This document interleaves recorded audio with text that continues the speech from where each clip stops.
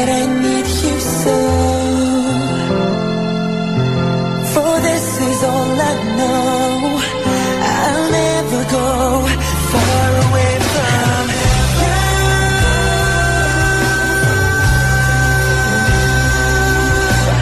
Even the sky will tell you that I need you so. For this is all I know. I'll never go far away from you. 69.1 LRS. Makinig ka lang, huli ka na. Last radio station, get high. Time check, 11:11 a.m. Hatid sa inyo ng Buscopan Venus. Sa Buscopan Venus, Miss Minoria, carry mo na. I'll never go far away from you. Even the sky will tell you that I need Hi, you friends! Maganda morning, friends! I'm DJ Ron, And I'm DJ Cathy. Together we are the RK Siblings! Uy, friend, ano ba ang hot topic natin ngayon? Nako, friend, magugulat ka. Di ba alam mo yung Eiffel Tower? Uy, oo, be. Gustong-gusto ko nga pumunta dun eh. Pero wait, ano ba kinalaman nun sa topic natin ngayon? May pag-giveaway ba tayo ng tickets papunta dyan? Ay, naku, kung meron, edi sana ako nalang pumunta, di ba? Alam mo Sana naman, tayo, diba? Ay, Sana sige. tayo. Pero ito na talaga, nagkaroon ng mga suicide bombing sa Paris, kasama yung Bataclan Theater na may 89 casualties ang namatay. Ay, grabe naman. Nabilitaan ko rin yan. First time pinatay ang ilaw sa Eiffel Tower since nung tinayo ito. Pati rin ang Louvre Museum at Disneyland Paris. Oo nga, naku, pag-usapan natin yan mamaya. Samantala, pakinggan muna natin ang song request ni Christine Ali. Ang tadhana ng Up Dharma Down. 69.1 LRS, Last Radio Station. Makinig ka lang, huli ka na. Get high!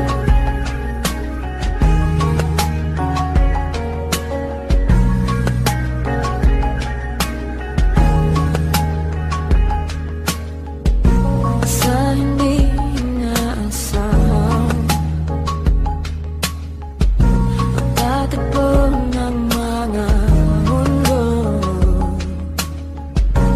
May minsan lang na nandugtong, damang-dama na ang ugong ito. Di ba ba sapat ang sakit at lahat na hindi ko ipararanas sa'yo? Ibinubunya ka ng iyong matang, sumisigaw ng pagsinta. Ba't di pa patulan ang pagsuyong na kulang? Tayo umaasang hilag at kanluran. Ikaw ang hantungan at bilang kanlungan mo, ko ang sasagip sa'yo.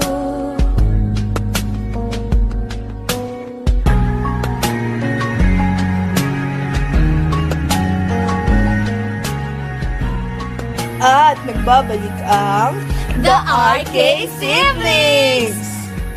So, ito na nga, no? So, pinag-uusapan nga natin yung tungkol sa Paris attack. At swerte tayo dahil may makakausap tayo ngayon na isang journalist from UP. Ay, talaga? So, i-welcome na natin si Miss Paula Ferman. Palakpakan naman dyan, friends! Hi, good morning, Miss Paula. Hello, good morning po sa inyo at sa lahat ng tagapakinig ng LRS. So, ito nga ating pag-uusapan ngayon ng Paris attacks na naganap noong November 13, 2015. O, matanong lang po namin, no, Miss Paula. Ano ba ang opinion nyo kung sa isyong ito? Masasabi ko nga na ito ay isang malaking hudyat sa pagbabago ng ating mundo. Alam naman natin na isa itong kagimbal-gimbal na pangyayari, di ba?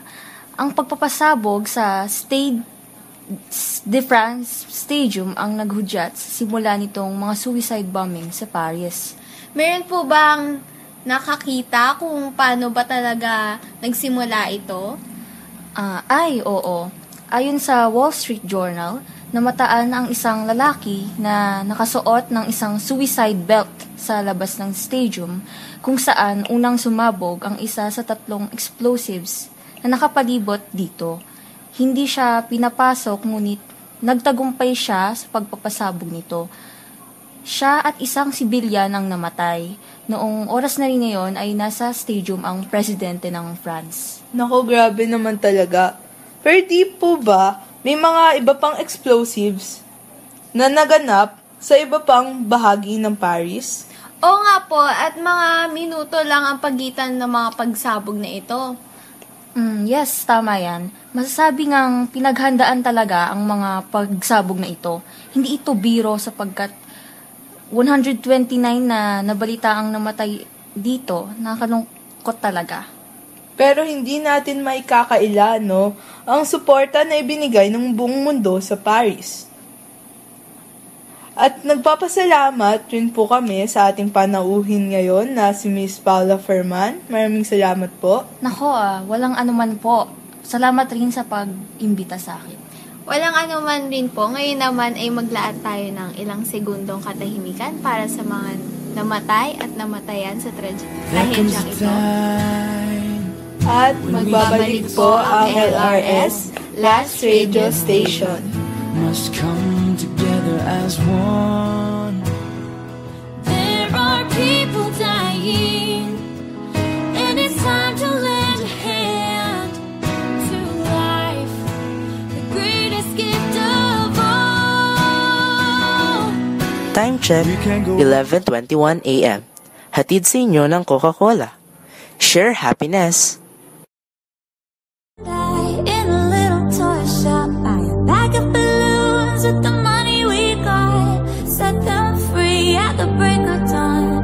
To one by one they were caught, floating in the summer sky. 99 red balloons go by. Knock knock! Who's there? 2:30! 2:30 who? Di ba yun yung tatakbong presidente? Si Rodrigo Duterte.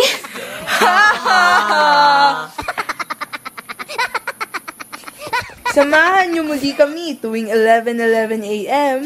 At makisama sa usapan na may kinalaman sa hot issue. Ako si DJ Ron. At ako si DJ Cathy. At ito ang The RK Siblings! Kasi